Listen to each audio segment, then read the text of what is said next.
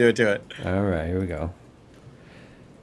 That's what you call friends when you can't remember their name. Just hey, guy. Hey, you guy. Hey, guy. Who's the guy over there? Hey, you guy. Oh, Oh, I'm picking up noise. Is that on your side?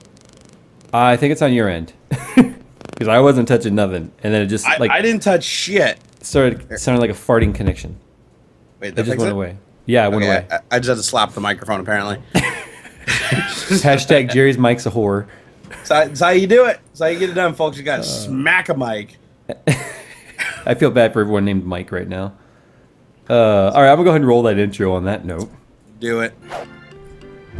Welcome to Tech Talk, where Jay gets cars impounded because he's dipshit. He doesn't know better, and you're going to hear about that in a minute. I want to wait for everyone to get in here before I tell that story. Because here's the problem. You know, all night long, we're going to hear, what happened? You know, I wonder how many people think it was Nizzy that got impounded. No, it wasn't Nizzy, but Nizzy's probably the one that deserves the impounding the most. You clickbait artist. No. You're a clickbait artist, sir. I carefully thought about the title of today's show. And for a minute there, it was Jay got his car impounded. And the thing was, even though I said his car, everyone would have been like, it wasn't the Z that was impounded. That's clickbait. But it doesn't say anything about 370Z got impounded. It doesn't say that. But what's kind of funny is to straighten out the situation, I did have to go down to the DMV, and I had to go to the sheriff's department, and I had to go to the impound lot, all in my Z, which deserves to be impounded. So the whole time I'm trying to rectify the situation, I'm driving around going, oh shit, oh shit, oh shit. I'm in a more illegal vehicle right now. Anyway, I'll talk more about that a little bit later. How are you doing today? I'm doing all right, kind of. My voice is somewhat back. I think it's about 95% of normal. So what I hear just a couple of minutes ago, folks, we really should live stream the setup, like have a setup stream like on Twitch or something like the other folks do, because some of the things that get said prior to the stream are usually pretty funny. And today I hear, oh, I'm gonna be right back, I'm gonna go to the bathroom before we start, which is like a typical thing for Jerry. He's got to go he's got to purge the bowels and stuff before I he piss starts. a lot. If anybody that knows me knows I piss a lot, man. Like he does. And I take allopurinol, which doesn't help things. Hey Cuddy, what's up? Just saying hi back to Cuddy. Anyway, so I hear this I hear Jerry's door, man cave door open, and he goes out, and he comes back in, and he's looking around. I hear, honey, have you seen my throat spray? So I start thinking like, oh, I want to hashtag Jerry makes a living with his throat like so badly. I do make a living with my Hashtag throat. I Pornhub. really do. If you think about it, that's the most. My voice is more important than my presence, my video presence, even. Like. Yeah, because you can make videos without showing yourself and just talk, you know? Yeah, just like B-roll and voiceover. It's like that would be less awkward than having a video that just shows shit with music and no dialogue. Or a video of you sign languaging, but it's all terrible, like wrong signs.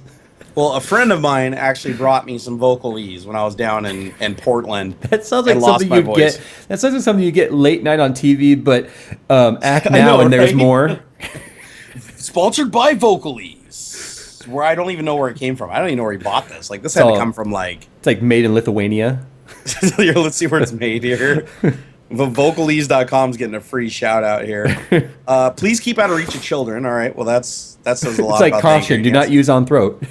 Hey, check out these ingredients, man. Marshmallow root, OSHA root, is that a real licorice thing? root. Wait, so marshmallows are a vegetable? Yes, apparently marshmallows grow in the ground, and you have to dig them up with a pig.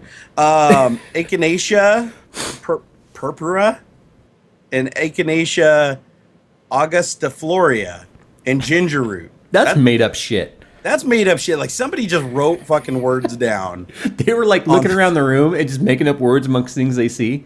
And it says daily values not established. So apparently like none of these ingredients are a part of a healthy human diet. Daily value negative 45 calories. Like what? Yeah. Every it time literally you just spray tastes like you took licorice and soaked it in olive oil and shot it down your throat. That's pretty much what it's like. And marshmallows. Yeah, and then I got this little lozenge thing I'm supposed to suck on here in a little while. That's hashtag Jerry sucks. Hashtag Jerry's throat spray. You guys want to see me suck on a lozenge? A lozenge? Here you go. Anyone in here's name's lozenge? Lozenged? I can't even say that word. That's a hard word. Lozenge is a weird word. That's like letters that shouldn't be together. Let's be honest. Somebody said the mallow plant. It's like a word of nothing but consonants, no vowels. Anyway, there's only 1,400 people in here. I'm not telling the impound story. Okay. until we get 2,000 people in here. So why don't we talk about SpaceX then, right? Because it's technology, right? You got Elon Musk, like in his model rocket project level billionaire. So the SES-9 mission got scrubbed today. What? Yeah, apparently they didn't launch because they couldn't pump liquid oxygen and shit into the rocket fast enough, so they just gave up. I'm sure it's more complicated than that. The rocket scientists were like, if you launch this, you will die. Yeah, they were pretty much like, yeah, the liquid oxygen ain't going in the tank fast enough, so somebody fucked up, so let's just not do it. And I'm kind of glad they didn't launch, because if you guys remember on the last mission, they the kickstand didn't go down, and the rocket fell down and went boom. Kind of like when little Jay was learning how to ride her bike. Exactly. Hey, I'm hearing that interference again. You hear that clicking? It sounds like Predator. It does. Hold on. It's totally your end, because when you hit it, it like vibrates with the clicking. Okay, it went away. Is it gone again? Now I can't even hear you. It's gone. I can't hear it on my side anymore. Okay, that'll do. All right. Pig. That'll do, pig. That'll do. So, anyways, apparently this SES-9 thing was carrying some kind of a GPS satellite or something that cost more than the rocket did. So, of course, they don't want to fuck around and have it blow up on the launch pad or something. And then, Elon would probably have to pick up that bill. But I guess they're going to try again on like Sunday or Monday. They're moving to a new location to launch again. But anyways, this is the rocket. If you guys aren't familiar with the SpaceX rocketry project, they're actually landing rockets. Like the rocket goes up, and then it comes down, and it literally lands in the same orientation that it took off. It's like the weirdest shit you've ever seen in your life. Go look it up. It combats all common sense. It's like balancing a pencil on the tip of your finger. That's how they're landing a rocket, and they've done it successfully. I mean, I think their success rate is like up there. It's like 97% or something. Like NASA doesn't even have as good of a success rate as SpaceX for launch. But then again, NASA's been around a lot longer, so I'm not really going to look into that metric too much. But yeah, pretty interesting stuff. Elon Musk can't just make like the fastest electric car in the world. He also has to make like the best rocket in the world, and who knows what else next. He can do the Hyperloop thing where it's like Futurama and you get in a tube and go flying around. Something like that. Yeah, I don't know a lot about this shit, to be honest. I really don't, but it's fascinating. Well, you would have to be a rocket scientist. Oh, I see what you did there. And the only thing you know is throats. That's true. I am a throat man. It's like you always hear like a man. It's like I'm an ass man. I'm a throat man. Okay, I'm a throat man. I'm just gonna throw that out there right now. All right, I'm gonna respond to a couple green comments here real quick. Do it. Pup Shepherd once again says like arf arf woof woof. No, he says wags wags arf arf. Give to Jay. Pup Shepherd's been like he's been like a weekly donator. That guy's rich. That dog. We gotta marry that guy. No X says green box returns. Yes, it does. Someone's asking why they can't donate to us if they're not American. I don't know. We didn't put the button there. YouTube did it. YouTube is in total control of that button. Michael Warren says, love these guys. Keep kicking ass, Jay and Jerry. And Jerry, you need to kick your microphone's ass, because this week it's annoying me. Every time you type now, it's like buzz. I'm not even touching anything. I'm starting to question whether it's on my end. Look, I'm wiggling the cable. Nothing's happening. It's something else. Let's just blame Skype. I think we should just universally blame Skype. Because it's not on my end. Because if it was, I'd see it on the VU meter, and I don't. It's not me. Oh well. What else? Users. Let's blame. That's just a good excuse to slam on the desk, quite honestly. Let's blame Charter Communications. It's Charter's fault. It's Jay's poor people internet he has now where he lives in his new drug lord mansion. And the next plan up is 100 by 5. So get this, okay? It's right. It's $39.99 for the 60 by 4. Okay. But it's $109.95 for the 100 by 5. Like, wait. It's not twice the speed, but it's like 3 times the money.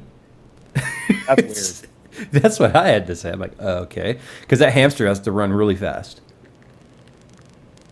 Oh, I am seeing a little flicker on my side. Damn it! It probably is me. Yes, I knew it wasn't me because I know how to see if it goes away now. I turned off my headphone amplifier. It might have been interfering.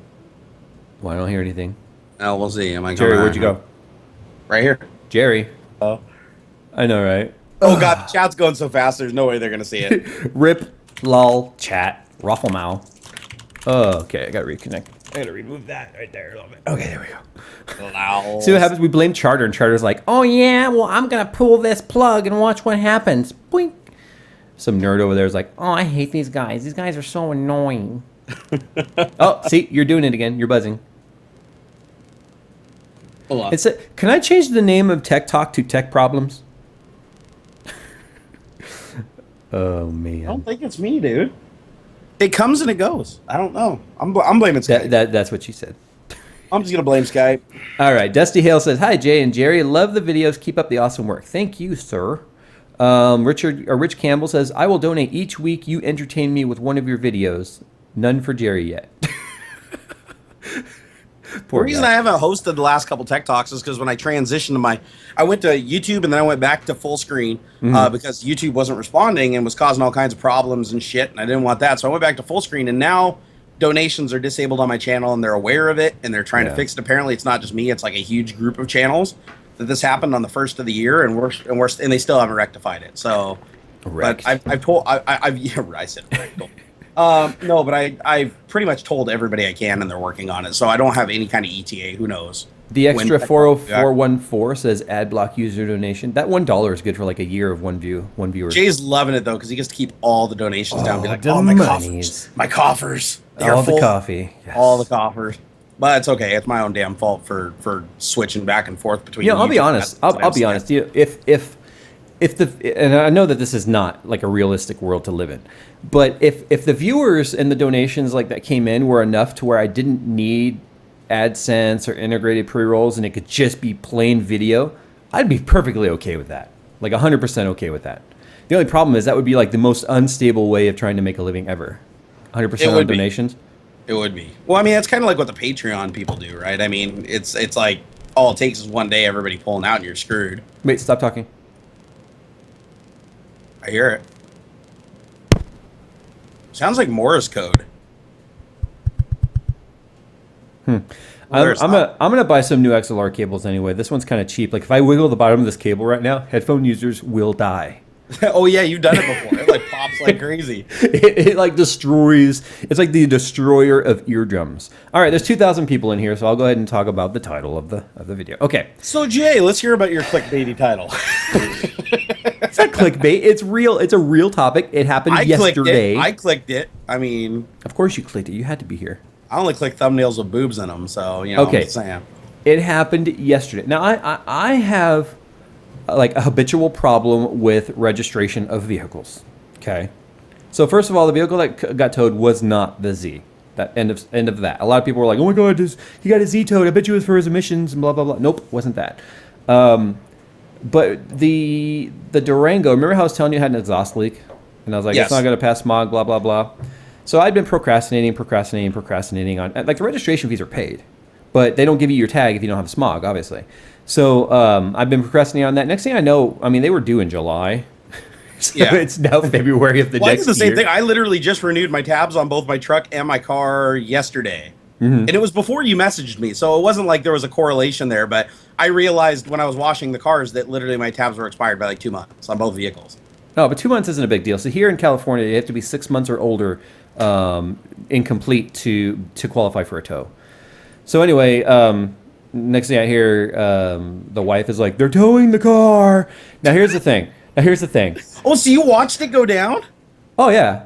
I went out. No. Are you ready for this? I asked the tow truck driver. I'm like, "Can you just keep it? Because we don't even want that car anymore." I'm like, "Can you just keep it?" And he was like, I'm like, "No, I'm just kidding." I'm like, "Where do I go to get it back?" So anyway, what the thing that makes the wife wrath this much worse is one, she's like, I told you you had to take care of that, right? So I gave the wife like all the ammunition she needs to ever be like, "Remember that time you got the car towed because you didn't do what I told you to do?" Exactly. The other thing was I got ticketed 3 days ago for it. Oh no. So I got ticketed as a warning, like, "Hey, we will tow this if you don't take care of it." I was like, "Yeah, I'll take care of it." Well, 3 days later, wow, you are an idiot. Oh my God. The Skype message I get from Jay. The Skype message I get from Jay is just, "I'm an idiot." Nothing else. Just, "I'm an idiot." And I'm thinking, Jay is a pretty proud guy. He usually doesn't call himself an idiot unless like some really bad, stupid shit went down.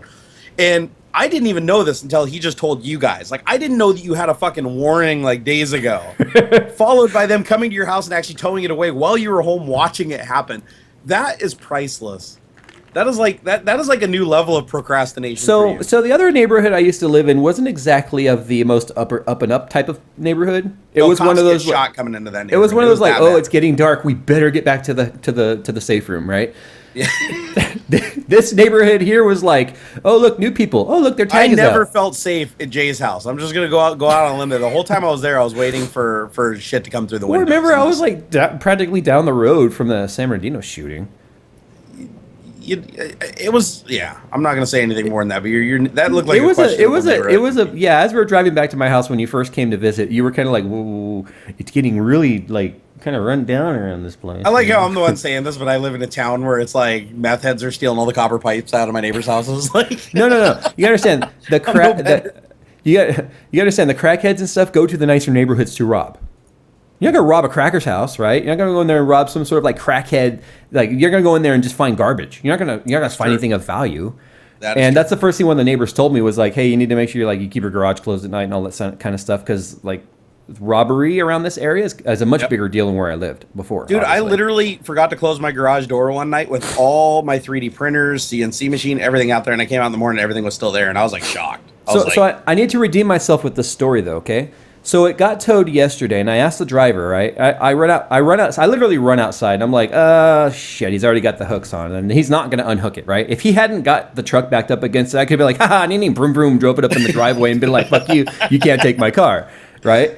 But let's be honest, you could have got in and thrown it into reverse and put up a fight. Come on, Jay. It was already on the flatbed.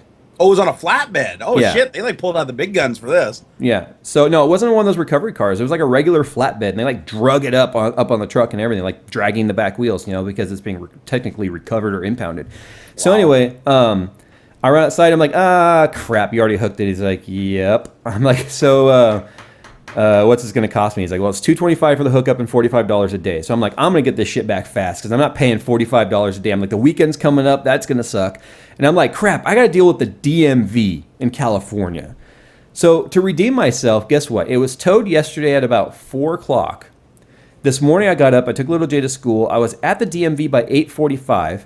Happened to, as I walk in without an appointment, be out of the DMV. The reason why I had to go to the DMV was the fees were paid, but I had to go and get what they call a moving permit, which allows me to be able to drive the vehicle with expired tags and stuff for the purpose of smog inspection or repairs, et cetera, et cetera. But I'm only allowed to go to like a repair station and that's it. So if I was like driving to the mall on that permit, they'd tow the car again. Okay. So I had to go from the DMV to the sheriff's department to show them that I went to the DMV and got the moving permit. And they're like, okay, give us $100 for the vehicle release fee. I'm like, you don't even have the car. The other company does, and they're going to charge me. They're like, whatever, it's $100 to get this, to give you the piece of paper that says you can have your car back. So I pay them the $100. Then I leave from there, go back, switch. Like I said, I was doing all this in the Z, right? So I'm at the DMV in the Z with non-compliant emissions and no front plate. I then go to the sheriff's department again with no front plate and no emissions or anything on a loud ass car. So I'm like, I'm all driving it like super gingerly, like not revving or nothing. So then I go and I trying to roll into the parking lot. Yeah, I'm like pushing it up into the parking spot.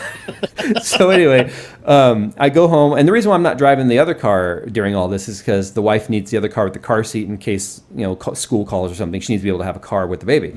Right. So I come back to the house. We switch cars. I get her in. She drives me to the impound yard where I get my car back. Drive it to the smog station, show them all the paperwork. They smog it. And what's funny is the whole reason why I didn't smog it, because I was like, it's got an exhaust leak. It's not going to pass.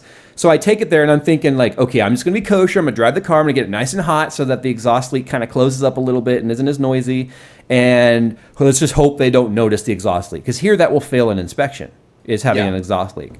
No, dude, 15 minutes later, it's like, you're done. Here you go, $60. I'm like, oh, shit, really? So the whole reason I didn't smog this thing all along is because I was convinced it was going to fail. So I'm 7 months past registration because I'm convinced it won't pass, and it did in 15 minutes. So you literally could have averted this whole thing just by taking it and getting it smogged. Shut up. For $60. Shut up. So I drive it. So then I drive it back to the DMV, going through the walk-in line again. You know, the DMV sometimes can be an all-day thing with no walk-in. I went to the DMV in El Centro, which is like the middle of nowhere, California, right? Yeah. El Centro, and we were in there for 3 hours to get my dad's Doom buggy tags. Well, check this out. I went back to the DMV, showed them the smog certificate was complete. They handed me my tag, and that was all by 11:45 this morning. Wow. So efficient. Yeah, I was like, damn, I'm getting, you know why it was efficient? Because I only had so much time to get this done, or otherwise that was just going to keep racking up on time. When it was all said and done, what would have only cost me $39 as a normal smog, because I needed to go to some place that could like take care of the transmission, like the transmission of the certificate immediately and give me the printout and stuff. I went to the first smog station I could find, which was a test-only station, and they charge more because they don't do repairs on the cars. Typically, older cars that get a test-only certificate, which means you can't go someplace where the mechanic could like, fuck with it and make it pass smog.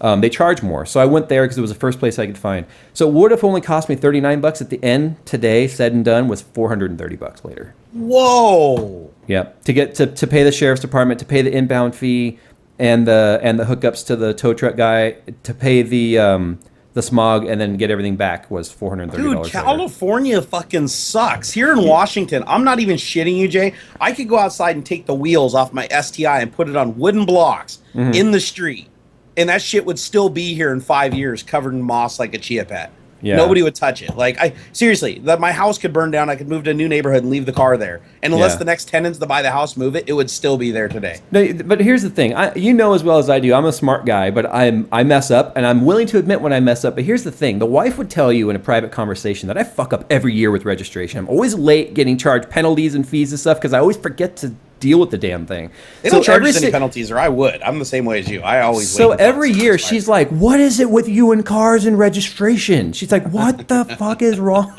with you?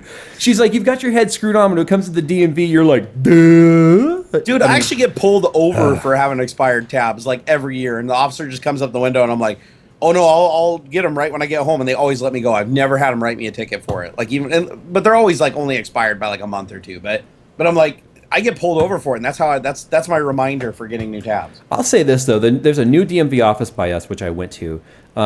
Both times I went, as I walk in with no appointment, 20 minutes and I was out of there. I've never wanted to like write a positive Yelp review for the DMV before, but I kind of want to.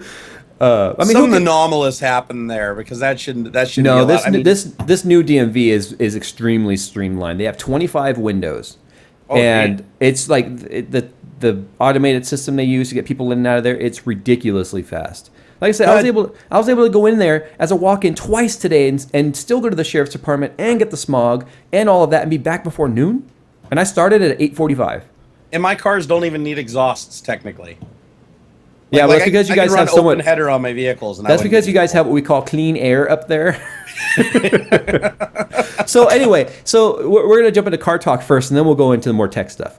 So I've said it before, right, that CARB is a fraud.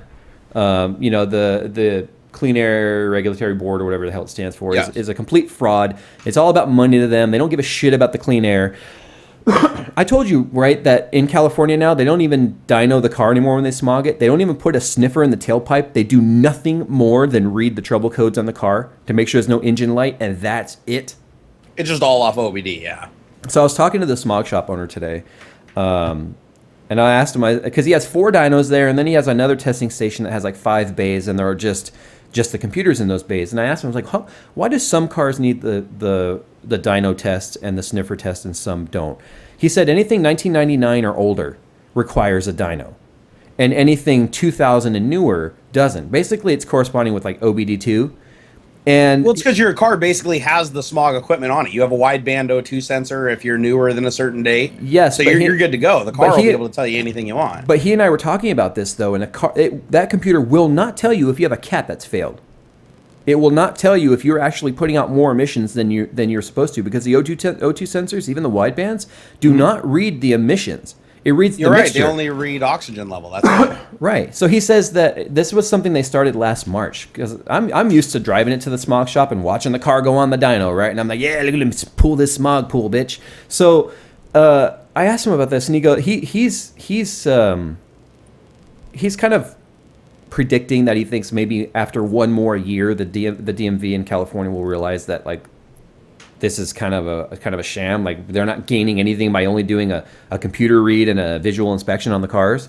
And he thinks that they're going to go back to the dyno test. But that only goes to prove California doesn't give a shit about the air, or they would have never ditched the sniffer test. Well, no, plus you can defeat it really, really easily. I remember on my 2001 Toyota Corolla that I did the turbo on, it ran pig rich. I mean, the thing ran like, I think it was a 11-to-1 AFR.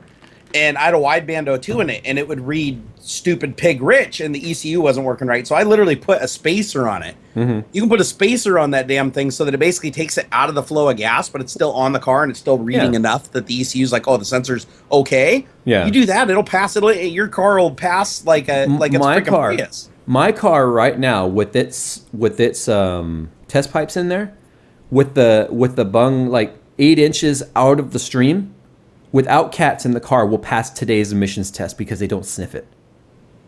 Isn't that ridiculous? There's no cats on the car. In the tailpipe, the machine will break. The machine. I would owe them like $20,000 because I'll break their computer. Yeah, so it's just ridiculous. I've said it all. I've said it so many times that CARB is a fraud. CARB is a scam, and it's absolutely ridiculous. Dude, you need to just move to Washington. We don't need exhausts. We have ample amounts of water. People don't just tow our shit out of our front yards. All right, I'm gonna read some green comments, and we'll get some white comments, and then we'll get some. Stop being racist, Jay. Stop being racist. Oh, I can't say I'll get the black comments. They don't show up. Oh, that was the worst thing ever said on TechTalk ever. Hey, all lives matter. I'm on the gaming channel. It's a black background, dude. The whole screen is black. Touché. All right, let's see. Jay Palaz123 says, love the channel, the vlogs, and the friendship. Would you do a maintenance video for a brand new radiator, Alpha Cool, getting rid of flux and prepping for the loop? I should. The problem is I don't think I have... Nah, it doesn't matter if they've been cleaned. Nobody really cares about that stuff, though, because air cooling, everybody knows, is superior. Air cooling, so much better. Rich Campbell says, I got a warning ticket for expired tag, 11 months out of date. Here's another buck for entertaining me. I got a warning, too. It was called a parking ticket for the registration. Your warning was like, we're going to tow your shit in 3 days. Our warning is just like, hey, I would show you the ticket if it didn't have all of my information at the bottom of it, but at the bottom it says, this is towable. So like I said, you found it before they towed it. Like you had this in your possession. You knew you could have done something, you didn't. They ticketed me on Friday and they towed me on Wednesday. Oh my God. I hate to say this, Jay, but I have to lose just a little bit of respect for you. Hey, because I thought you out of the two of us was the more responsible person. And you have a flaw. I had a lot on my plate, God damn it. Listen, what did the first Skype message to you say? I'm an idiot. That was it. As a matter of fact, I'm gonna open it and just look at it right now here. I gotta make sure I read this absolutely verbatim now. All right, I'm scrolling back through our chat here.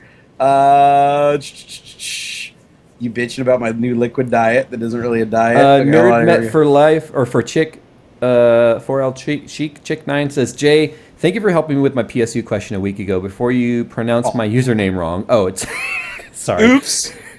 Nerd Metal Chick. Question for either one of you guys. You recommend the ATH M50Xs, which I'm wearing right now, headphones for gaming and rock metal music. Otherwise, I'm getting the Astro A4. Dude, the Astros, because I've got the built-in mic and stuff, obviously is a better solution for streamers and gamers and Wait, stuff. Did you say A40s or A50s? A40s. The A50s I don't like. The A40s are epic, though. That's like one of the most epic gaming headsets like ever made. It is, but she's asking about the M50Xs versus those. There's quite the price gap between the two, I want to say. You know, I like the M50Xs if you have a mic solution. Where is that noise coming from? Drew Cook says, Jay, I got a 19 FPI 360mm split fin rad as an intake on an NZXT H440. Any fan recommendations? Something with high pressure. You need static pressure optimized fans for that. Can't scroll up any higher, so if I missed any green comments, I apologize. Just get Noctua fans. Noctua fans are better than liquid cooling, always, 100%. It doesn't matter even where you place them or if you even plug them in or nothing. Trevor Anderson says, I haven't been able to catch you guys live lately, and last time I donated to Jerry on my C6... Fuck, his comment just disappeared. Sorry, I was reading your comment, and it literally went off the screen. You started to say something about a C6 Z06. On my C6 Z06, think I should go catless or keep them when I do my whole system? Okay, catless, you'll usually gain some horsepower depending on the exhaust system. Like for the Z, I don't think the cats in a car with that big of an engine are going to be that restrictive, though. Honestly, with that big of an engine, they could be restricted. It depends on how many. No, but my point is, like, Chevy's really good about making free flowing exhausts on their sports cars. Like they're usually more restrictive on their non-sports car. And a CO6, I mean, that's a fast car. You know, in California though, there's California requirements. Did he say what state he's in? No, he didn't. Okay, so when you Are buy they a car, differently equipped, really, in yes, California? The yes, Corvettes? there Wow. are different California emissions fees on a vehicle when you buy it. California, like a car going to California from a factory has a different. If you look at the breakdown of it, it's based on the destination. It's got a different smog requirement. Well, I know the second O2 sensor in most cars is referred to as the California emissions sensor. Yeah, yeah. I know that, but there must be other shit on there too. It's really stupid. Weird. It's really stupid. I mean, you can tune off that really nicely, obviously, but yeah, it's just dumb. Did you see Matthew Cross just threw down a 50 on Wow, you, bro? 50, but that's like 10 coffees right there. You better read that one, man. You He owe says, that guy like some "Hi, Jay." extracurricular activities. So I'm gonna mute my mic real quick and wiggle this cable. Hold on, I'll make sure All it's not me.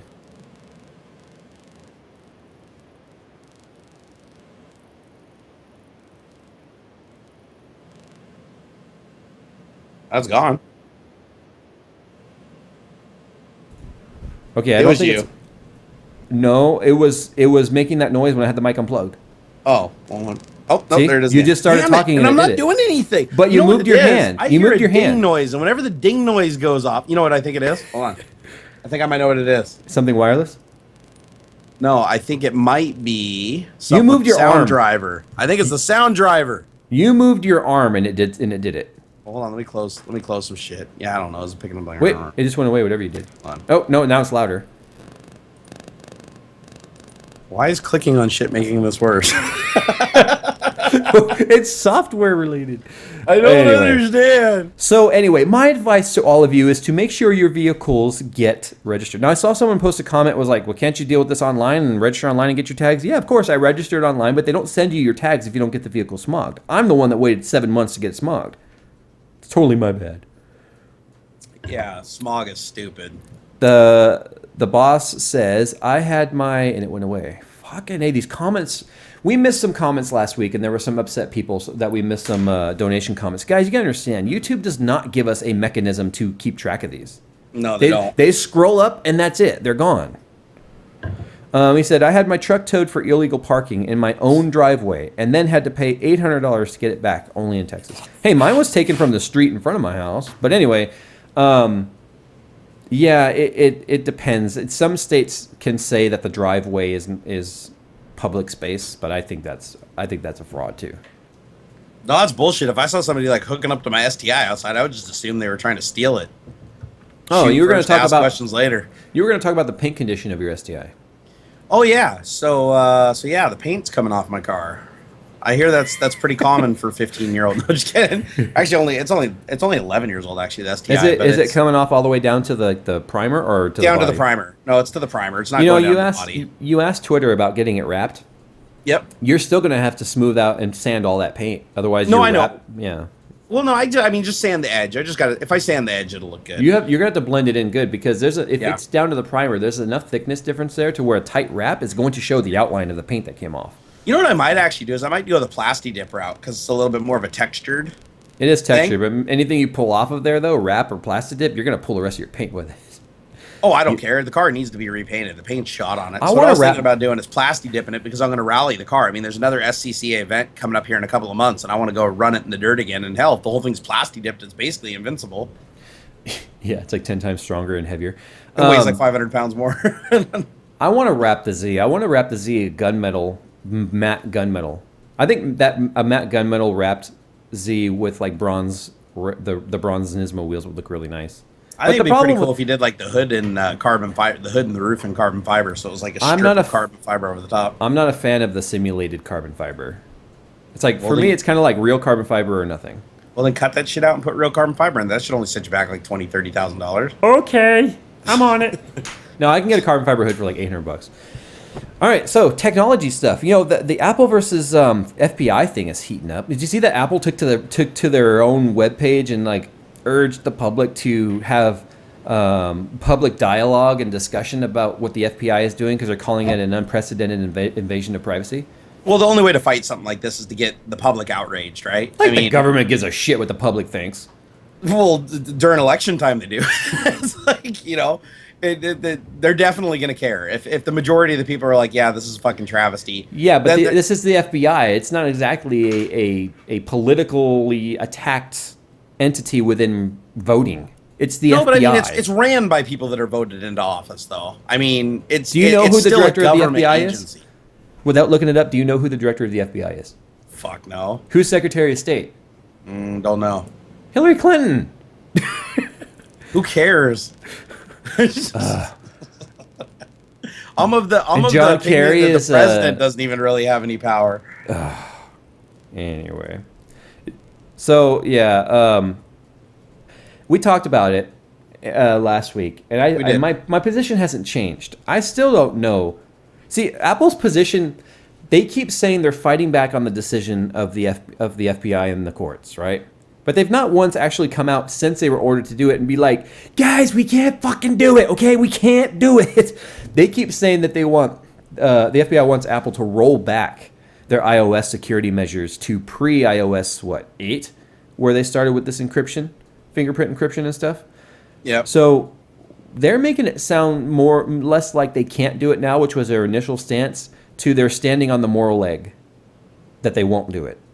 So do you think Apple is more or less kind of like backtracking a little bit on their original argument of we can't do it, it's impossible? Oh, absolutely. I think they can do it. I absolutely think Apple 100% can do this. I'm not saying that it'd be easy. I think it would actually be nightmarishly hard for them to do, and they would have to affect all of their customers to do it in one way, shape, or form. But I think that's why they don't want to do it, is because, one, if they admit that they can actually crack the encryption, everybody with a cell phone is going to be like, oh, fuck this. And then you're going to see a ton of class action lawsuits against Apple. Because think about that. If Apple can break that device, and they've been telling everybody else that they can't break that encryption, and that encryption is foolproof. I forgot to tell you. Everybody can sue the shit out of them. Apple did say they've cracked 70 devices for the FBI already. Okay, well then what the fuck's their problem? Exactly. That's what they're into. Okay, so an internal. Apple has already publicly said that they fucking broke the encryption. No, What they didn't. is the They didn't reason? publicly say it. And Tim Cook wrote an internal email that has been leaked. He wrote an internal email that's been leaked where he does identify that they have already cracked 70 devices for the FBI. Then why the fuck is this one so different? Why can't this just be cracked under the blankets like the other 70? Because We never heard about those. because this one's in the spotlight and the other ones were like Joe at the FBI is like, hey Tim, you got this one? And he's like, yeah, I got you, bro. You're gonna see you on dinner Saturday. Yep, we'll be there. Okay, cool.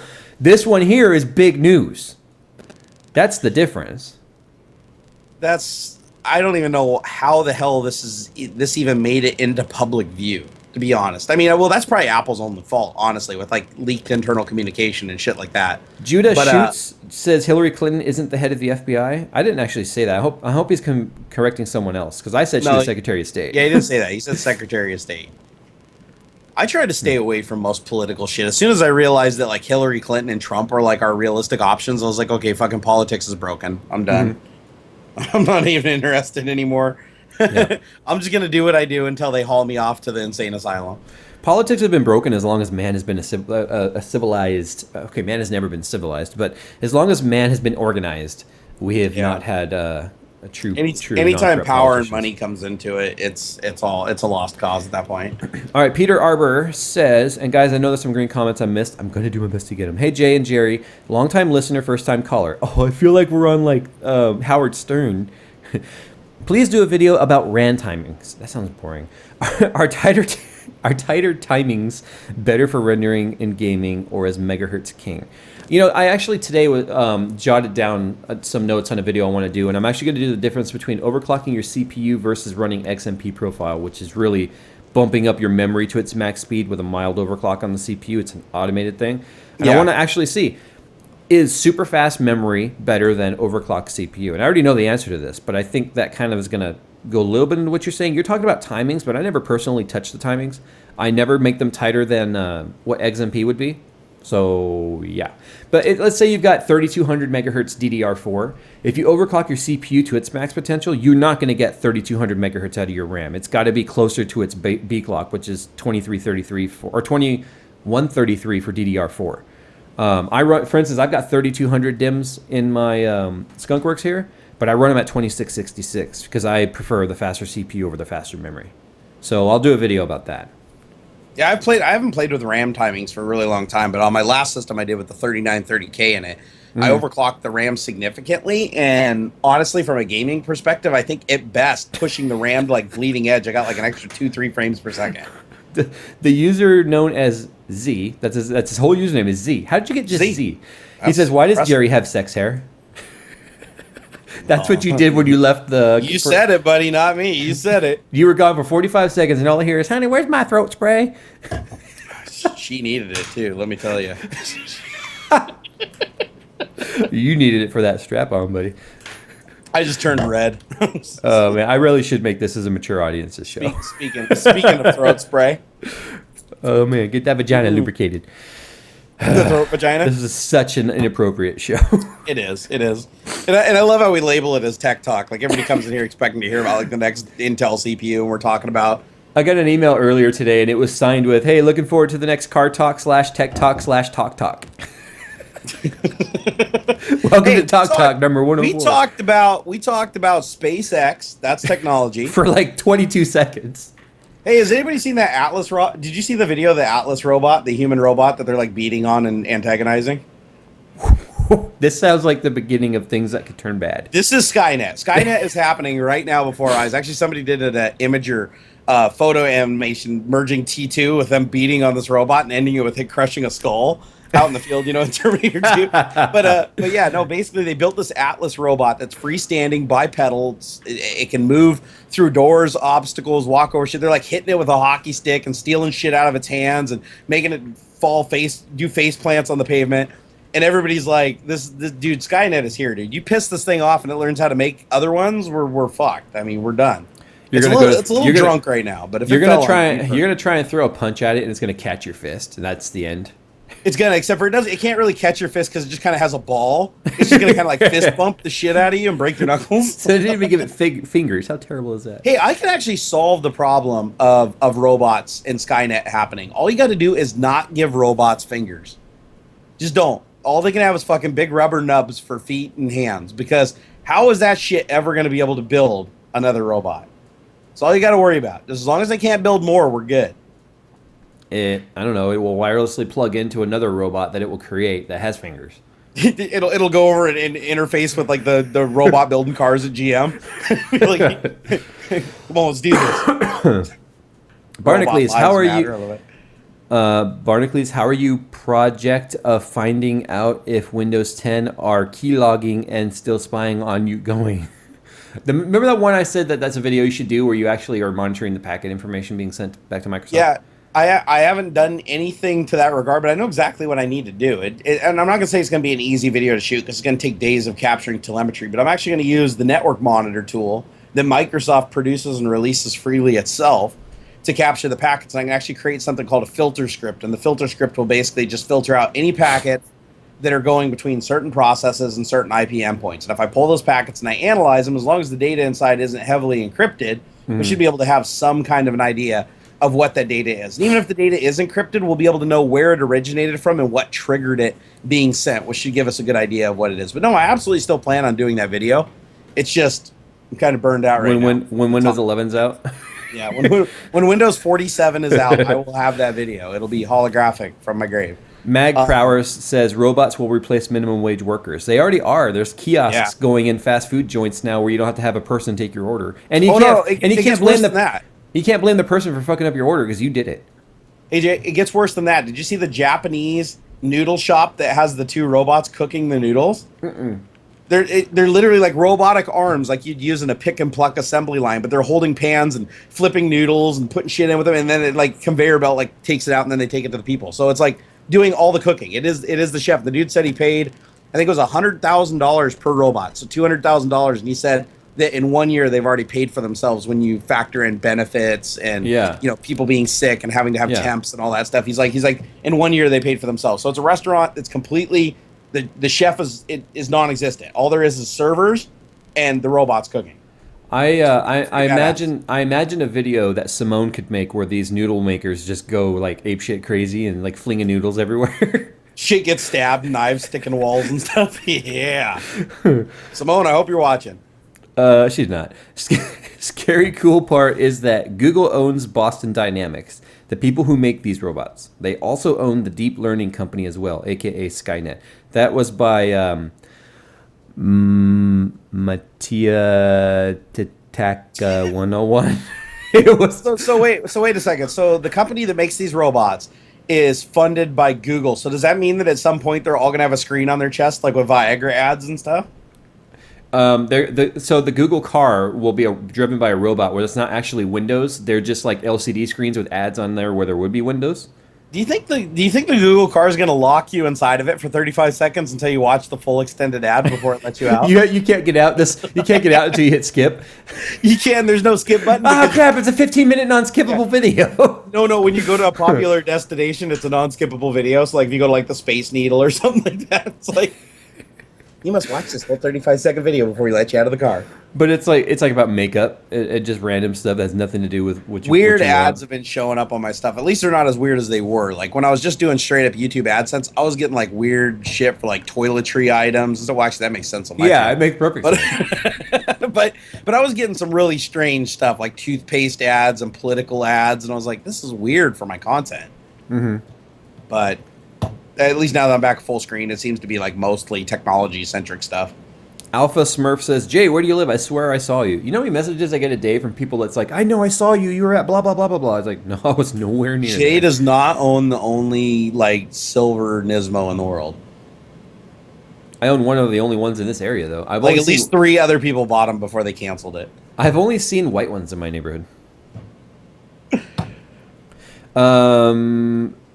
Job for a butcher says, I'm so gay, but Jay will never notice. Kappa.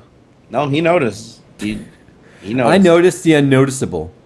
Wait, that doesn't make sense. Everybody's asking why I'm not hosting. I'm not hosting because the donation button is broken on my channel and YouTube is investigating. It sounds selfish, but it's true. We alternate hosting now because since we have no control over the donations, we can't even turn them off. Like if we wanted to just turn them off and be like, no, we want the show just to be donation free, which you and I tried to do when it first noticed it, by the way. Remember this? We investigated the donation button. We were like, well, shit, how are we going to do this and make it fair?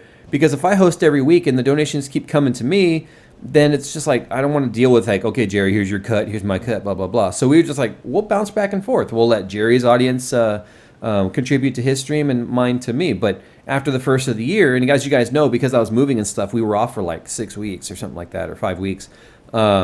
His donation button broke. Like it doesn't work, right? You guys click it and it says it's sending money, right? Or is the button not even there? It's not even there. Like you cannot donate. Like if I go into my dashboard on YouTube, it says your channel doesn't meet the requirements to have a fan funding option.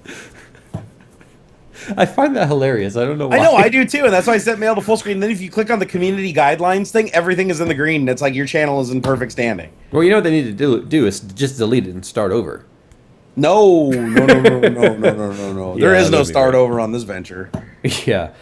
Speaking of venture, you mentioned earlier about being burned out, and I guess I want to talk about that for a little bit because, you know, and I think this will apply to a lot of people. We've both experienced this too, by the way. I think this will apply to people who want to be content creators. There's this. I was watching TV with Little Jay the other day, and she was watching. We were watching a Cartoon Network and Adult Swim. Don't judge me, okay? Don't judge me. So she's 6. We were watching Adult Swim. Gotta sit down and watch Aqua Teen Hunger Force with my kid. No, I turned it off when Adult Swim came on. But anyway, we were watching Cartoon Network, and she likes to watch these mind-numbing shows. And I let her watch every now and then. She watches mostly educational stuff, but every now and then it's like, all right, Little Jay, it's okay to turn off your brain, just veg out. And she'll just watch things like We Bare Bear and Adventure Time and stuff that's just like totally mind-numbing, right? Hey, Adventure Time is legit, man. Everything in that show makes perfect sense to me. So we were watching We Bare Bear, and they were talking about how cool it would be to be internet famous, right? So they're like, the screen switches to what looks like a YouTube layout, right? So the TV looks like you're watching YouTube, and they're watching all these different viral videos and stuff, and and they're like, look at all 5 million views, blah blah blah. It must be so cool to be internet famous. And then they start hanging out with someone who is internet famous, and the guy was like, he's sitting there on his phone, right? The famous what was he? It was like a little dog or something. I remember. He's like on his phone in the back of his limo, right? And they're driving somewhere to like a VidCon type of thing. Yep. And he's sitting there going through all his tweets and stuff. And the bear's like, wow, it must be so cool to be internet famous. And he's like, yep, I've got 463,000 followers on Twitter. And he's like, wow, how do you fit all of them in your house? He's like, I don't need friends in real life. I have internet friends, which are way better. He's like going on and on. I'm watching this and I'm thinking to myself, this is actually kind of my life, right? Which they're making fun of, which is kind of hilarious in a way. But it really got me thinking, like, everyone thinks it would be cool to be quote unquote internet famous. But to the hate and stuff that we get, the amount of people that tell us constantly, just learn to ignore it. They will never, until they've experienced this themselves, ever understand why you can't simply ignore it forever. You can't explain it. Yeah, you can't explain it. Everybody, and the thing is, like, I can relate to both sides because I used to be the same way when I was the little guy. Mm-hmm. Like, I'd be like, oh shit, why don't you guys just ignore this stuff? God, it's easy. Like when I'd get like, one complaint a year. No, when you have that hate flowing at you constantly, and you have people that are jealous, people that genuinely just hate you for some weird reason because you might not agree with them, or you have the people that just hate you because you used to, you changed in some way, and they disagree with it. And they want. It's weird how a bunch of like small voices build into one very large one very quickly. Yeah. So okay. I thought that this would be a fun segment to talk about, where we talk about some behind the scenes stuff with YouTube. In fact, I'm going to tweet this back out again and be like, aspiring content creators, come in here now. Shit's going to get real. When someone, hold on. Now it's just a stream of typing.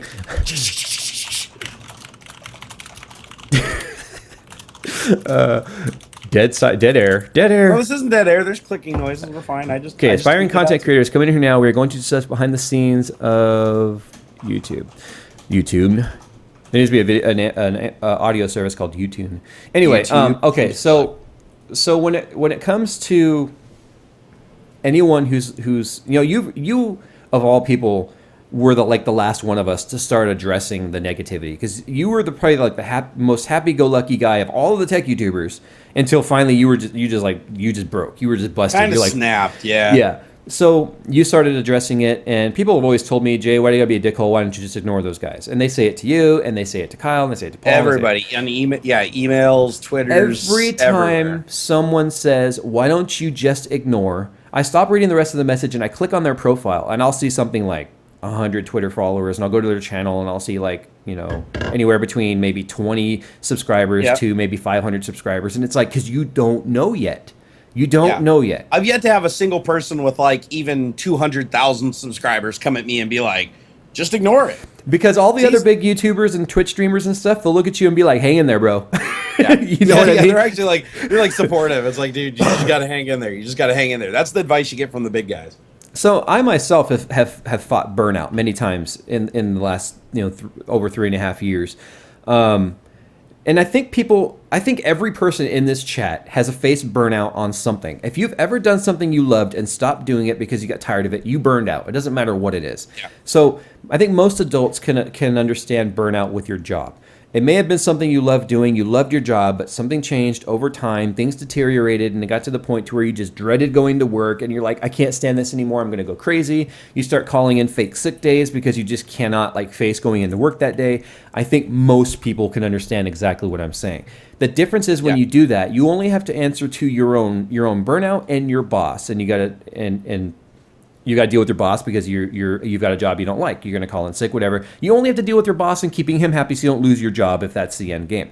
The difference is when you're a content creator with hundreds of thousands or even millions of followers, and you start getting burned out and you're not maintaining the schedule that you're used to, or it just starts to generally show on your face that you are not happy anymore, you've then got thousands and thousands of people who think they're your boss barking shit at you, trying to, not really support you, but they're making it worse because they're perpetuating the burnout with their responses to you.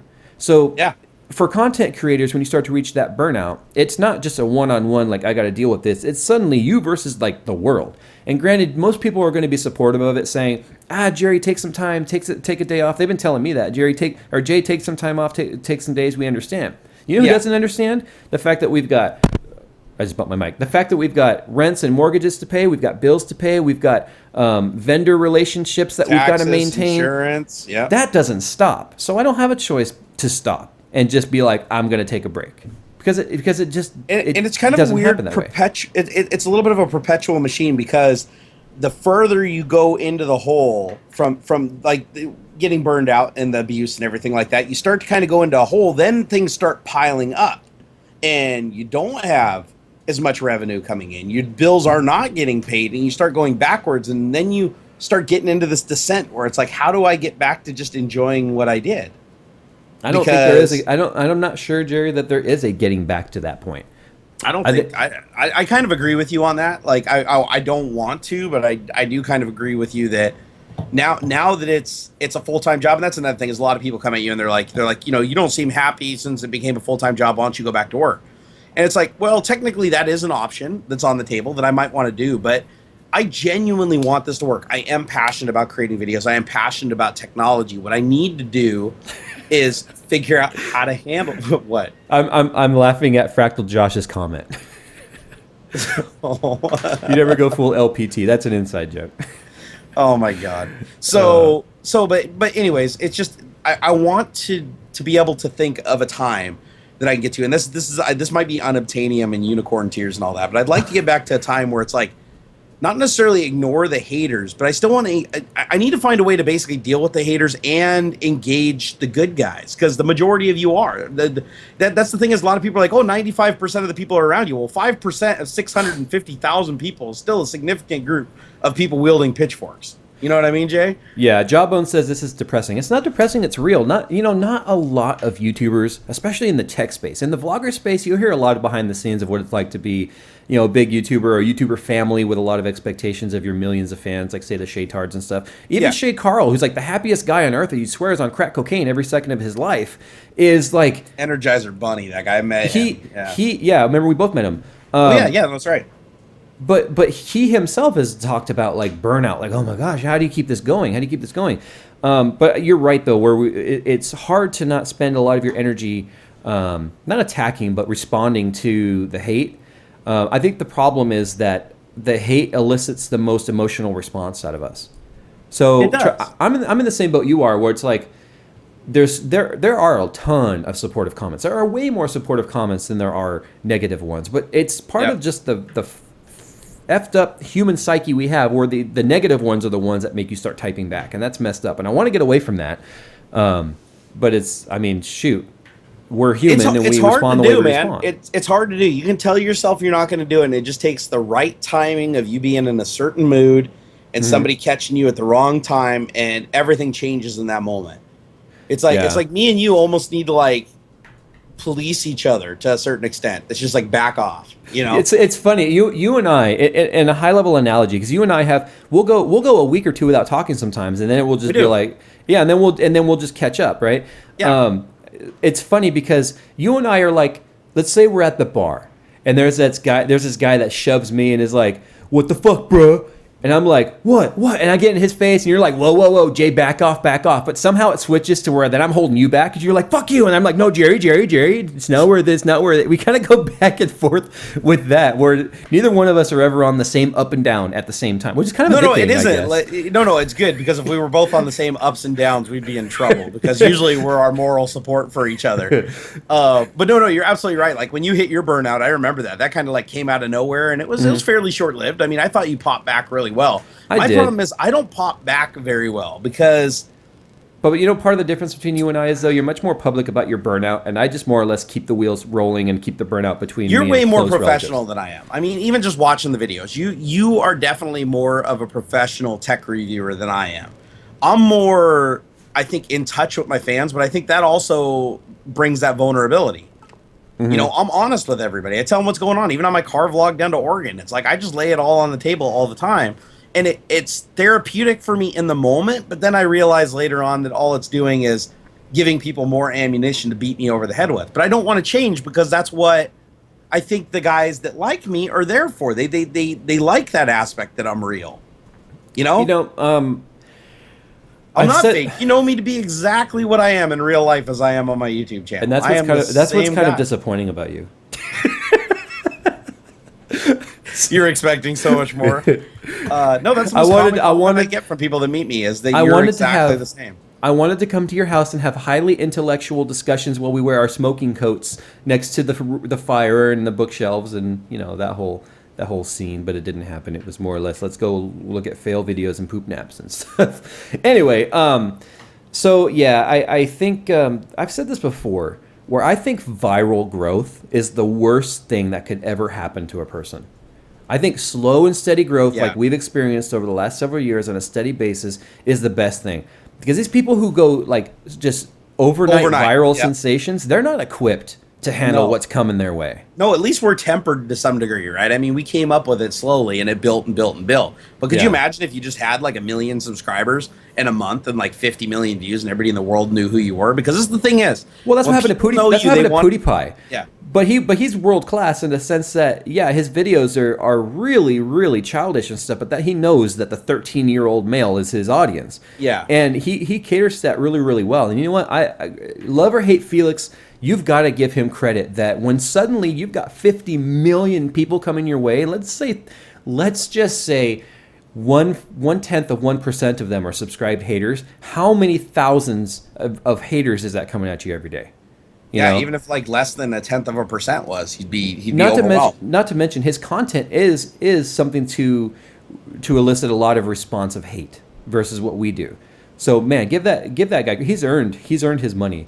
And the other thing is, I see so many people that come back and they're like, "Oh, don't become like PewDiePie. PewDiePie is a piece of shit." I know Felix. I've talked to Felix on several occasions. The guy's, I mean, I don't talk to him all the time. I mean, he's super duper busy, but I have never once talked to that guy and thought that he was an asshole. He's always been the nicest guy ever. Didn't matter what we were talking about.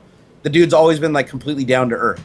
And I got to talk to him about some of the shit that he goes through, which I'm not gonna air here because it's just confidence, but that he deals with a lot of problems that we do on a much larger level, like life-altering level. Yeah. And it takes a special kind of person to be able to handle that. And I'm not that person. I am definitely not that person. Alex Moreau says, I work at home as a software engineer. On the topic at hand, I've been thinking about making videos for fun about software development. To avoid getting stir crazy, is the key to avoiding burnout a good work-life balance? Yes, but at the end of the day, you have to return back to that work portion of your life, and if that's what's burning you out, you can't get away from that. So you've got to find obviously outlets. For me, my outlet is is wrenching on the car, going for drives, going for bike rides. I think what happens to a certain extent, and you experience this, is you start to see this plant grow, which is your audience. And you're like, oh, I got to water this shit. I've got to put bird seed. That's why you're failing, Jerry. You're putting bird seed in the plants. I know. It's always the bird seed. You've got to put the plant seed in there, and you got to make sure it has plenty of sunlight. And you really start to smother this plant.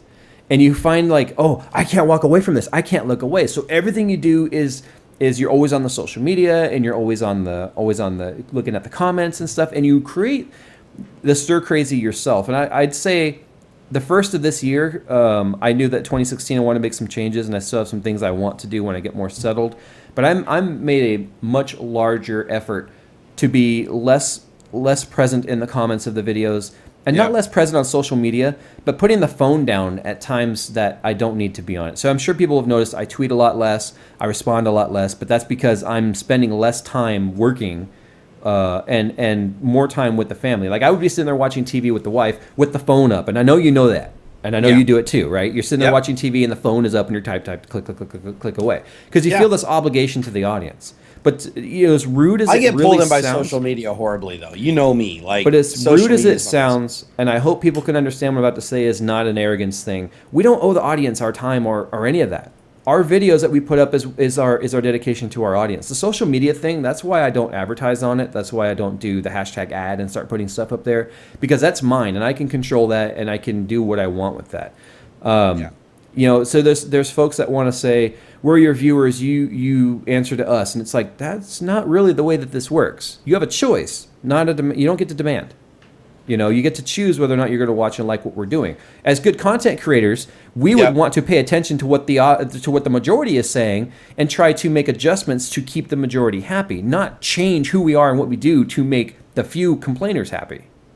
Yeah, and that's just it. It's like ignoring the complainers obviously is a problem in itself, but it's convincing yourself that the whole reason that you have so many followers in the beginning is because people genuinely enjoy what you create.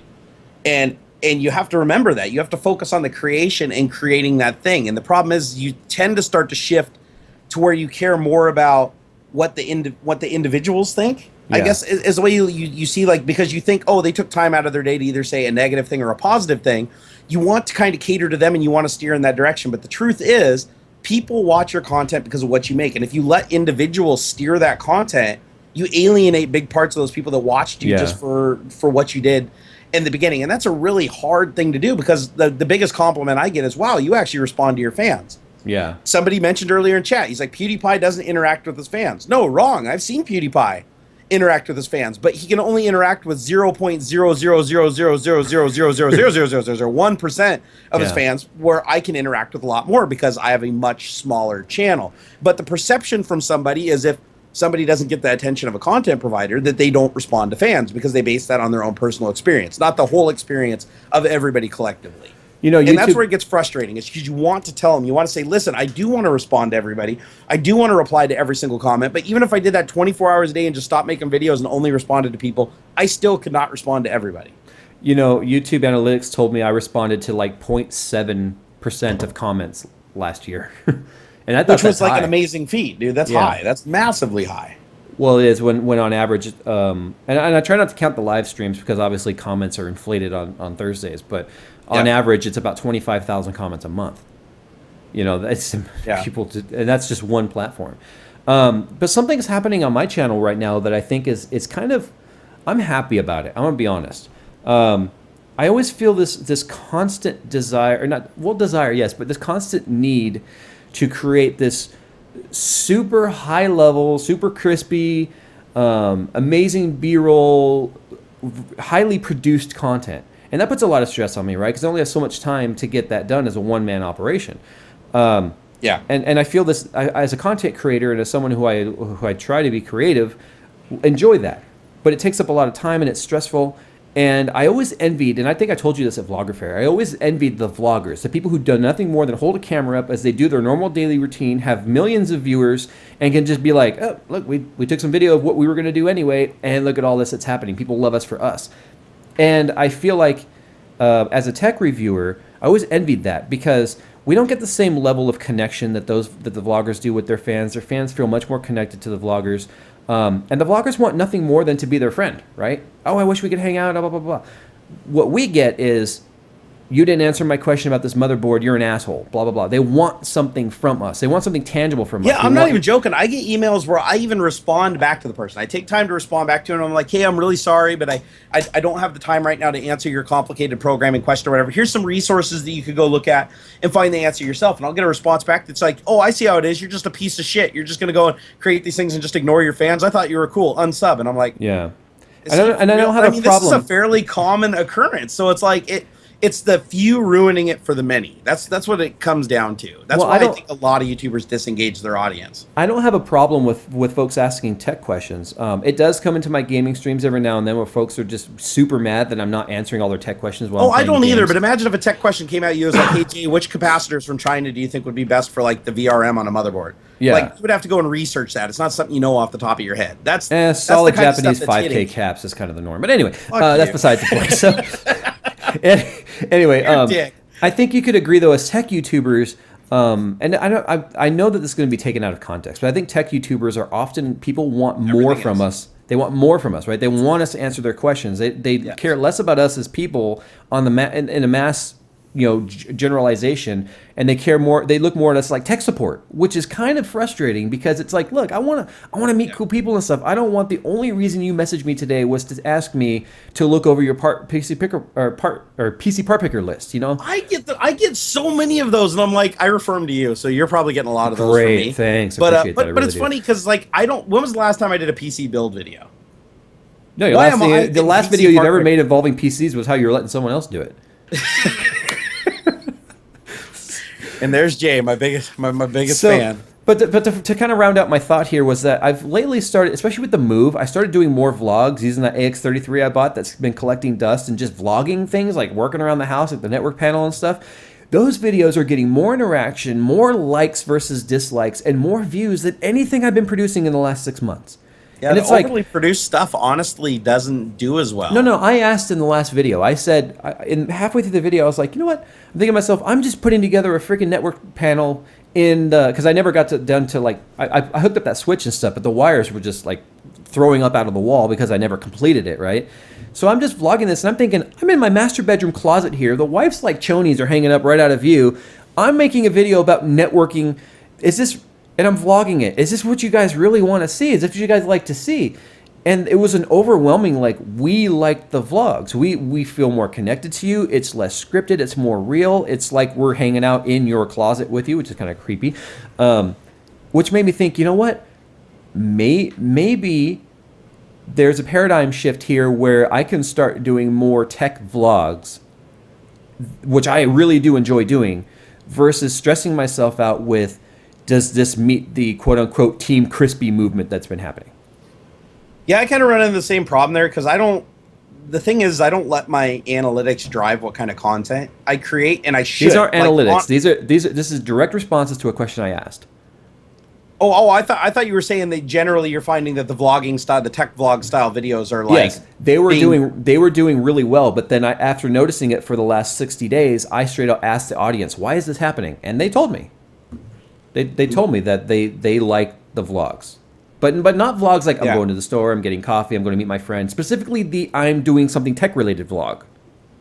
Yeah, I second guess the shit out of myself, which is something that I really need to work on. And of course that stems from just insecurity that comes out of doing this and getting large and everybody in both physically and on the internet. But I second guess myself, and I never used to do that. It's like people will come at me and they'll be like, oh, we really love the vlogs, create another vlog. But then I don't want to create another vlog because I'm like, I don't really want to be a vlogging channel.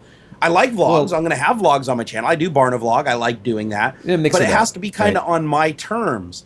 But that seems to like mess with people a little bit because they want their vlog like now. You know what I mean? It's like I'm not ready. I want to do a vlog when I want to sit down and actually talk about something constructive. I'm laughing right now because I'm an idiot again. I'm watching the stream, but I didn't realize is your Z getting towed right now out the window? Fuck! No. I'm looking at the screen. I'm kind of tired, right? I'm still getting over this damn cold that's been working its way through Southern California that you took back up to Washington. Shit, that's the worst sickness, like short of pneumonia, I've ever had. I'm still getting through. I know you guys can kind of hear it in my voice. I'm looking at the stream, thinking I'm looking at OBS, and I'm freaking out because my body movements on the screen aren't what I'm doing right now. So I'm like, what is happening? I'm not moving my arm, and the arm is moving. I was sitting there freaking out for a second. I did that twice already during the stream. I was like. Oh, see, guys, we're really stupid, and we're really good at hiding it on the internet.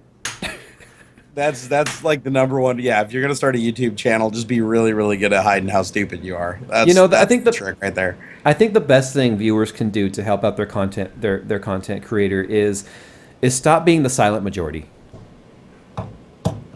Or because the sad part is it's gonna take more positive comments, which there already are, but like it's gotta be a factor of like 20-1, right, to the negative comments, because the negative comments are so damn loud, and I hate. Be supportive, and the other thing is make sure that you understand. Send Jerry money.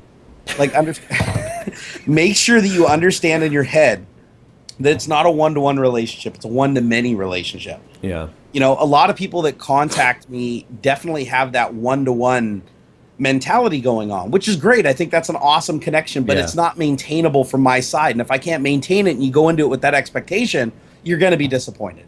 Like right now, press 1 if you guys want to see a vlog style of me putting the sim rig back together, or press 2 if you want to see a produced video of that being put back together. Or press 3 if you want me to do the truffle shuffle. No, press 3 if you want to see me do a vlog followed by a produced video. It's like one of those, like, today we're going to unbox this product. Now we're going to do a review of the product. Now we're going to do the 4 if you final want to break video. it up into 8 5-minute segments. I would so do it too. I would totally do it. What does 9 mean? What's 9? 9. See, look, they want to vlog. No, what's funny is now it's going to start going 2, 2, 2, 2, 2. Now it's going to go 3, 3, 3, and then 3, 3 is going to just dominate here in a second. Because they didn't wait to hear all the options before they voted. 1 and 2, 3. Oh, we're seeing some 3s in there. Good to know the truffle shuffle's still strong. So guys, here's another behind the scenes tech tip. This is another way you can show the engagement much higher on your channel, which helps gives you better ads served. Is ask a question and make them answer with a number comment, because now our interactions, or at least mine, are going through the roof. It's like this doesn't do shit for me. No, I said this yesterday on Twitter. I think it was yesterday on Twitter where I was like, you can actually become famous on YouTube just by saying the wrong thing. Because I used to say Diablo instead of Diablo. Alright guys, today we're going to do our Diablo video here on the 3 big screens. Exactly. That video went to what, like 400,000 or 500,000 views back when I had less than 100K. I mean, I didn't even think I had 50K back then. Went to 400,000 views because in every single comment is you said it wrong, you mispronounced it, and it's like that just shot the SEO for the video through the roof. Like, well, guys, I'd like to say that Diablo 3 from Blizzard was a great game. Diablo is awesome. Diablo is awesome. You guys should all play it on your PC. Anyway, why don't you go ahead and check out some of the... We've neglected Twitter the last couple of weeks, which is kind of it's okay in my opinion. Because we always neglect the comments here. So that's true. Sometimes you just got to, go I'm back. Gonna read while you kind of filter out some of those, I'm going to read some green comments here. All right, you do that. Riot9 says, hey guys, just caught on to this Australia. Wait, what? Hey guys, just caught on to this Australia. Hope you guys are good. Keep on. Is that some sort of a saying in Australia? Thank you, sir, for your $5. I will get caffeine with that. Shit. There's a lot of comments I missed because of all the scrolling numbers. Well, you better get your ass moving, bro. I am really sorry that I missed your green comments because there's no way of getting them back. Damn it. Oh, there's a couple more. All right. Danny Albertson says, Jay, LM112, and I want to build my first computer. Recommendations, I'm going for a Fractal Design Node 202 Mini ITX case. No, don't go with the Fractal Design. They make terrible cases. No, just kidding. I did a video build guide on that. I would suggest watching that. Conrad, specifically on the Node 202. Conrad Harwood, kudos on the impound chase. Jerry, good to see you. Good to see you and making content again from Australia. I think he's asking, will you be making content again? He gave me kudos for getting the car impounded. No, I will. And actually, that subsides with one of my followers on Twitter, Big Flynn, actually asked, how long do you think your YouTube channel will last? That's a question I can't answer. That's a question that's out of my control. It's ultimately up to the people that follow the channel and follow the content that decide how long it lasts. I hope it lasts for a long time. I mean, at least for this remainder of the year.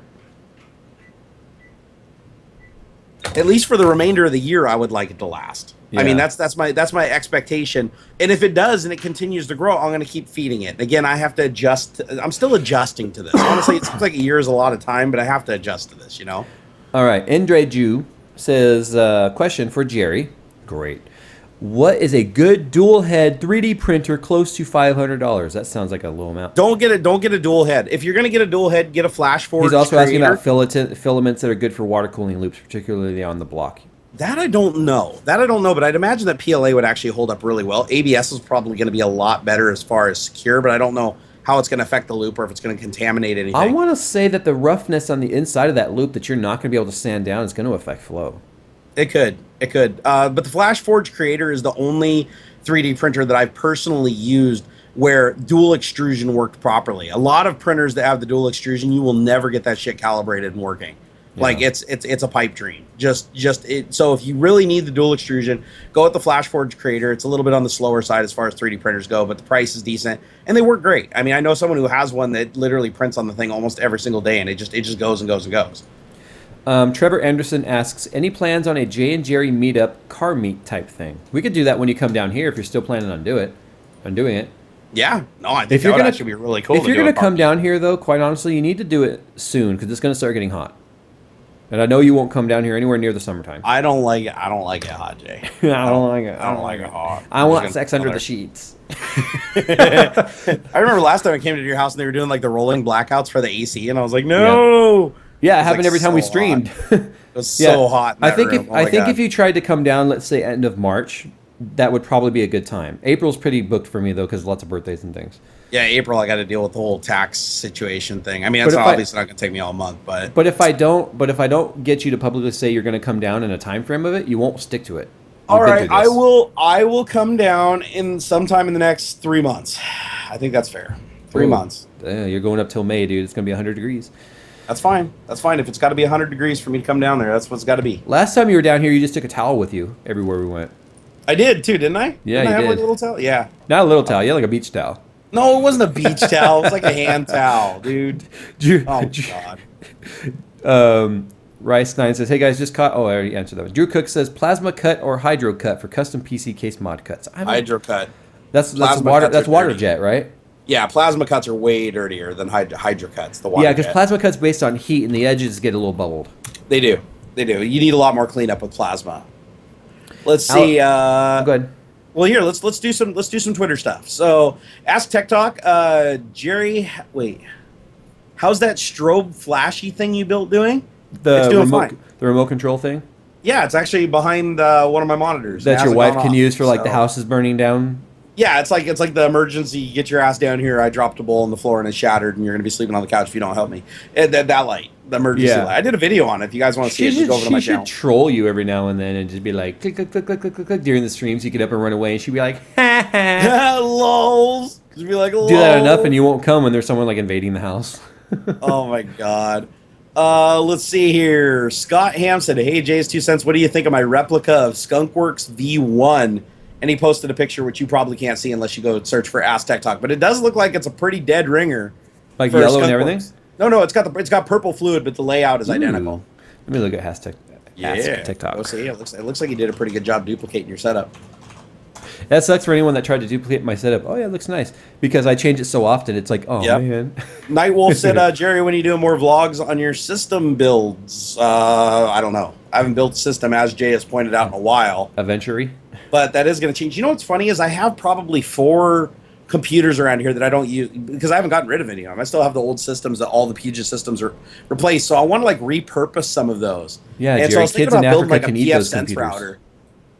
Would you guys be interested in seeing me build a PF Sense box and put it into my network loop? I would because I can PF Sense. Can I use PF Sense to put multiple connections in this house together from the same ISP? No, you could do limited software link aggregation, but you couldn't do the stuff like I do with Mushroom Networks. That's like No, I'm not completely- talking about that. I'm not talking about that. I'm just talking about taking multiple modems from the same ISP and joining them together so I have one fast connection. Yes, but only if your download endpoint is multiple connections. It basically load balance across them. It wouldn't combine them together. So if you were connecting to one endpoint to like play a game or something, it wouldn't. It would only utilize one of the connections, I but it would see. load balance up. And if you downloaded from like a web page or something where it creates like 4 or 5 different connections, then it would utilize the full bandwidth combined. I gotcha. Yeah, no, it's great for stuff like that, but it won't do a single connection endpoint link aggregation, which Then is I'm that's not tricky. interested. Yeah, you can also get a TP Link makes an off-the-shelf router that does that, where you literally just plug your 3 modems in, plug it in the rest of your house, and it literally figures everything out through network address translation. Like it'll just feel like you have 3 times the bandwidth when you're downloading from the web. But you Right. will notice when you're doing certain things like Netflix and stuff like that doesn't do multiple endpoints, that you will only get the bandwidth of one connection. But then it'll realize that connection's saturated, and if somebody else in the house starts watching Netflix, it'll fall over to one of the other modems, and it's all seamless. Yeah. It worked good. I used it for like a year or 2, but it doesn't offer you any DDoS protection or anything like that, like I get with the Mushroom Network guys. Let's see here. 50 grants at Ask Tech Talk. Just wanted to say hi. Love you, bro hams. Big, huge awesomeness to you both. See, those are the comments I like to read. Yeah. Let's see here. Noel said, worried about 970 reported coil whine, a dead GPUs after a year on 970G WindForce. Is there coil whine on a 970? There could be coil one on any graphics card. It I depends thought on AMD like invented coil whine. I didn't know that like Nvidia had that. Somebody just like bitched at me too about being too hard on AMD. They're like, you need to get Sapphire Ed back on the show and don't trash on AMD so much. It's like, I love having Ed on the show. Ed is a great guy. Yeah. Ed is a great guy because no matter, he doesn't give a shit what anybody says. He backs his brand. He backs what he's doing, but he's realistic. The guy is realistic, and that I like. I missed him at PDX Land. It was horrible that he couldn't make it. There's a lot of people watching right now. That makes me happy. I enjoy. See, Tech Talk is one of my favorite things to do each week. It's unfortunate that I lose more subs every time I live stream than any other day of the week because people don't like. Oh, he said something I didn't like, so Yeah, I'm gonna yeah. totally unsub. Oh no, Though- we've seen people that were like devout followers, like just turn on us in an instant from one Well, Tech Talk episode. Yeah, but that's because we always talked about guns on those episodes. Well, but it's always something, right? It doesn't have to be guns. It Yeah. could also be like, ammonium nitrate bombs and immigration and politics and all the other shit you're not supposed to talk about on the internet. Let's see here. Let's see. Scotty said, what graphics cards are good for 1440p gaming? Well, I had a 980 Ti that ran everything I could throw at it at 144 hertz when I was down at PDX Land. I mean, But it for wasn't a single- 1440p resolution monitor, though, was it? No, it was. That was a 1440p 144 hertz monitor. So was it a Swift? It was Asus, I think.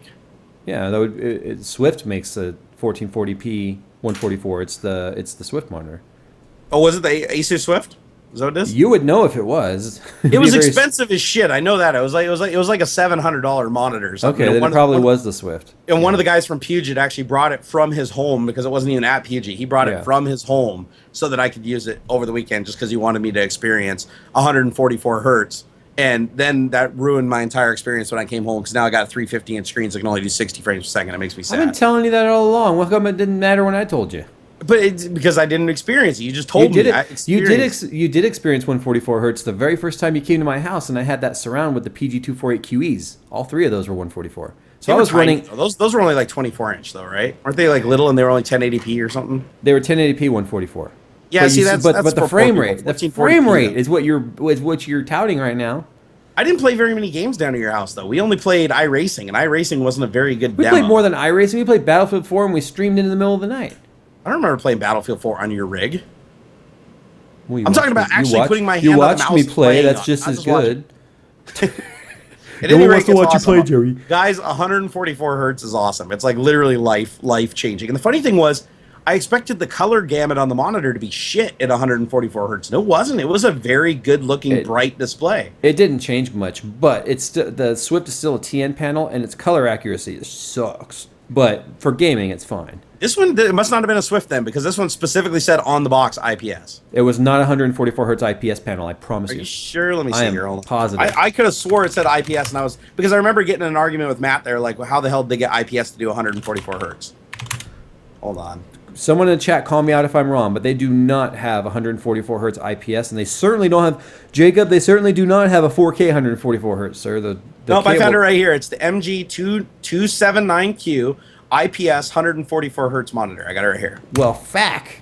and I can verify that this year. I'm putting it in chat right now. I've got guys. to upgrade my monitor again. You do, dude. No, Dude, the- it's gorgeous. no, It's the 34 absolutely gorgeous. The 3440 by 1440 ultra wide 100 hertz IPS.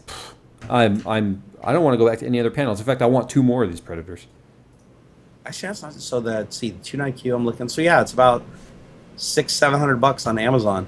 Yeah, no, that thing, dude. It was. I just remember because he had the original box that he brought it in to transport it, and it said IPS 144 hertz. And I was like, I was the same as you. I was like, how the fuck does that work? Like, I didn't know that even existed. That's amazing. I've always said IPS needed to get up there when it came to the refresh rate of gaming monitors. No, Now that it's gorgeous. Like Good. in Photoshop, it looked legit. Like when I was editing the thumbnails and stuff in Photoshop, Yeah. like TN panels never You're have like, that pop. there's no flickering of the mouse cursor when I'm moving it. No, it was absolutely gorgeous. Wait till you see the X34 though. It's only 100 hertz, but you know I'm a refresh rate snob, and response time snob. Yeah. And I always said, because I had the Swift before this as my main panel. I'm like, no, I couldn't go from 144 back down to 100. I would go nuts. 60 to 100 is the real noticeable. 100 to 144, a lot harder to distinguish. No, I believe that because I remember back when I used to do CRT gaming, like way back in the day.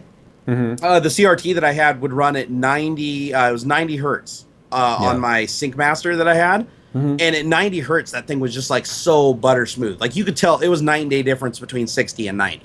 Yeah. I mean, but anything above that, I agree with you that it's like it's mild. I think it would be more pronounced on a larger screen, honestly. Mm-hmm. But at 27 inches, yeah, I tend to agree with you that anything over 90 or 100 is probably not going to be that big of a difference. But holy shit, is there a difference between 60 and 100? Like Amazing. J.W. Dickinson says ammonium nitrate bombs. That was really specific. Oh, great! Now I'm going to be in the watch. Well, list. we're on the TSA. Will Wilson says, "Shit, I would sub twice if I could. Do you guys think that two 290Xs could drive a 1440 ultra wide? I am looking at the LG 34 UM95C. The 34 UM95C is a 60 hertz panel, so you'll be fine with the two 290Xs." Yep. Let's see here. Taking some more questions. Mike Rodriguez said, "What are the best OBS settings for 1080p 60 frames per second streaming?" Watch my video. I did a video just use on the this. auto set button. Anyway, seriously, Stop oversimplifying it, Jay. a lot of people were like calling me out, be like, "You're wrong." I said I was wrong. The moment Jerry pointed out, I was like, "Okay, I concede." But I'm impressed that IPS has made it to 144 that quickly. No, I was shocked. 4K 140. I said that the reason why I wouldn't use a 4K panel as the main panel was because of the 60 FPS. Because 60 FPS, I can't go back to that. Because I used a 120 hertz panel once at a store. Like I went to a store and the color on it was garbage. Yeah. I mean, you could tell it was damn near like faded to get to 120 hertz. And the fact that this 144 hertz IPS panel looked every bit as vibrant and sharp is my Samsung panels that I'm on right now. I mean, wow. I kind of want to go buy 3 of them and put them up here, but I can't. I'm addicted to big screens, so I'm just gonna have to wait until somebody at least 40 inches. I won't go any smaller than 40 inches. That's what she said. Yeah. 165 hertz IPS Asus PG279Q 1440p. That would be amazing. See, I'm assuming that the panel is overclockable then. Anyway, we got a few more minutes. I got some things I got to do tonight, and I'm hungry. I want to eat. All I've had today to eat is 1 bottle of Soylent. So it sounds like laundry detergent. It tastes like laundry detergent. No, it's actually it's not that bad, but it tastes like Cheerios and like almond milk. Like that's kind of what it tastes like. Like you took Cheerios and almond milk and put them in a blender. That's probably how they make it. But I'm gonna try that for a little while. But I'm gonna keep eating real dinners because I've talked to a couple people that have done like the full-time Soylent diet, and they said that it can make your poops a little weird. So I'm gonna keep 1 full meal while I'm testing every day. I'm gonna keep 1 full meal in the loop just to make sure that my pooper still works right. Yeah. Oh, by the way, a Squatty Potty is actually sending me a Squatty Potty to do a review on. So expect it. Kivo890 asks, "Hey Jay, longtime viewer, should I get 3 EVGA GTX 970 with EK water blocks or 2 GTX 980 Ti hydrocopper?" The 2 980 Ti's, hands down. Don't go with 3 970s. Holy shit! Somebody just sent me a message said the PG279Q is a 1440p 165 hertz. Yeah, that's what I just said. Someone just mentioned that Joker did that. Holy shit! Okay, so they've done surpassed it. Yeah. Oh man, a part of me wants to get a hold of one of those. Just like even if I had to just bring it up on my desk and set it up when I'm gaming, just for gaming, I would do that. So I'm gonna ask the chat if they want to get involved with something that could be quite fun right now. So someone earlier today tipped me off to a local Craigslist PC builder using my images as well as some other folks' images to further his business, passing them off as builds that he's done for his custom PC. Not even company. shitting you. I just dealt with this on Facebook not an hour ago. So this guy's actually in Orange County, not that far from me. Yep. I wrote him and basically titled it "Stolen Images" and wrote him a big message stating who I was, showing proof that it's my computer, that he's to remove it because it's fraud and blah blah blah blah blah. No response. So my question is, do you guys want me to drop a link to the Craigslist post and you guys can hit up his phone number and his email and have some fun with that? Because I warned him. Jay, this is a slippery slope, bro. Well, I can link the Craigslist ad, and what people do from there is up to them. Yeah. I still remember what happened to that one lady from my my trolling the trolls video. Who just like disappeared off Earth, like nobody ever heard from her again. Yeah, so I'm a little more careful with that stuff, but the dude's legitimately stealing your shit. This isn't him insulting you. This is him like literally stealing your stuff. He's passing off the images as his custom PC building service. Get him, guys. Get him. Well, here's what I'm going to do then. I'm simply just going to put it in the comment or the description of this video and be like, "Ain't this about a bitch?" Just put it in the description of the video and be like, "Hey, this guy's got really cool computers that look exactly like mine. They probably are mine. Go tell him what you think about that." Oh, yeah. I mean, I'm all for people using my images on different Instagram pages for like PC builds as long as credit's given, but not when you take my pictures and use it to advertise your PC building service. No, it's not just my pictures either. He like straight up just Googled cool looking PCs and yanked a bunch of those. Yeah, no, I went on Facebook and a friend of mine, she goes by Subigal online. She's a Subaru rally driver. Somebody stole a picture of her car and on Craigslist and said that he was selling the hood off of his car, and he used her picture to show the hood he was selling. And he's like, "This is the hood off my car, and the license plate on the car is Subigal. It's a vanity plate." Yeah. So that's like, yo, you dipshit. So. Well, I just like put it in the chat for a second there, the link to the ad, but it's like, what the heck, man? I mean, it's not cool to steal someone's images and use them for the sake of your business. That's not fair use right there at all. Nope, that is not fair use. Anything you want to say before we get on out of here? I just want to say, guys, please be nice to the people that create content you love. Please realize they are real people with just regular lives. They're not all crazy. We're not all like millionaires flying around in jets, and even if we were, we'd have a shitload of problems that you probably wouldn't even understand. We're just people. We're just people, guys. Just please just know that. My request to you guys is don't be like derogatory to this guy, but I think enough people need to point out and be like, hey man, you got caught and called out regarding this. You know what I mean? Yep. Yeah, that's what I think needs to happen. All right, well, I do agree with your ending note there. Just be nice to your local content creator, and remember that we're people too. We have off days, and we have times where we make mistakes. Blah blah blah. So just be cool. If I'm burned out and I make content, you're not going to enjoy it because it's not going to be genuine. I only make genuine shit, so that's why I haven't made a video. I'm a little worn out, but I'm getting back. Oh wow! I guess the posting has already been flagged for removal.